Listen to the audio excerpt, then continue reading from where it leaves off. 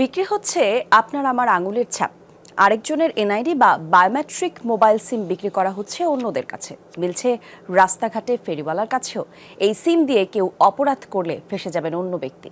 Mobile অপারেটরদের সংগঠন অ্যামটপ বলছেন এসব জালিয়াতির বিষয় তারা জানেন না, আর টেলিযোগাযোগ নিয়ন্ত্রক সংস্থা বলতে গেলে একরকম অসহায়। বিস্তারিত জানাচ্ছেন আলামিন হক। ক্যামেরায় ছিলেন আলামিন তালুকদার ও মাহফুজ মিঠু।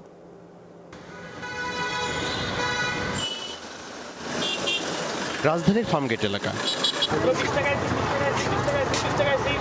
ফুটপাত দিয়ে হাঁটতে হাঁটতে দেখা মিলল এই ব্যক্তির। ফেরিওয়ালার মতো ঘুরে ঘুরে মোবাইল ফোনের সিম বিক্রি করছেন।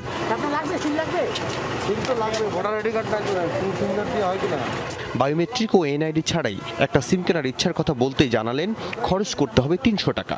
সাধারণত আরো অনেক কম দামেও বৈধভাবে সিম পাওয়া যায়।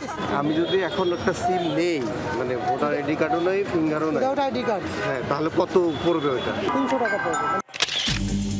ক্যামেরা দেখতেই কণ্ঠে অন্য সুর তার। ভোটার আইডি কার্ড, ফিঙ্গার ছাড়া যে সিমটার কথা আপনি বললেন, উইদাউট ফিঙ্গারপ্রিন্ট, উইদাউট ভোটার কোনো সিম নাই। একটি সিম আইডি কার্ড এবং ফিঙ্গারপ্রিন্ট ছাড়া। ইউ আর টোটালি যদিও তিনি এখন বিষয়টা অস্বীকার করছেন। ঠিক আছে, সরি। হ্যাঁ, সরি ভাই। এত সহজ মোবাইল সিম কেনা, কিন্তু নিয়ম তো তা বলে না। এবার তিনি জানান সিম বিক্রির ভেতরের কিছু তথ্য। অফিসে আমাদেরকে একটা টার্গেট থাকে যে আমাদের সিম বিক্রি করতেই হবে, না করলে তো আমরা স্যালারি পাবো না ভাই, বুঝেন না কেন? এই ব্যক্তির মতো ফেরিওয়ালা সিম বিক্রির অভাব নেই দেশ জুড়ে। রাজধানীর আরেক জনবহুল এলাকা গুলিস্তান। তারাও কি অবৈধ উপায়ে সিম বিক্রি করছেন? জানতে হবে আমাদের। অ্যাক্টিভ সিম লাগবে স্যার? মানে এটা অ্যাক্টিভ কিনা? হ্যাঁ, ওকে আছে। একজনের নামে নিবন্ধন অবশ্যই আছে। লাগবে আপনার? হ্যাঁ, লাগবে। একটি সিম নয়, চাইলে এই বিক্রেতা দিতে পারেন শত শত সিম। 150 সিম আপনি দিতে পারবেন কিনা? পারবো স্যার, পারবো। 150 সিম। সেক্ষেত্রে আমাকে কিছু অ্যাডভান্স টাকা পেমেন্ট করতে হবে। এবার কিনে আনা সিমগুলো পরখ করে দেখার পালা। জাতীয় পরিচয়পত্র দেয়নি, এমনকি দেয়নি ফিঙ্গারপ্রিন্টও। তারপরও যে সিমটি আমরা কিনেছি সেটি সচল কিনা তা দেখব। হ্যালো, এই সিম দিয়ে যে কেউ যা ইচ্ছা করতে পারবে, এমনকি ভয়াবহ অপরাধ করলেও দোষ পড়ছে অন্যর ঘাড়ে।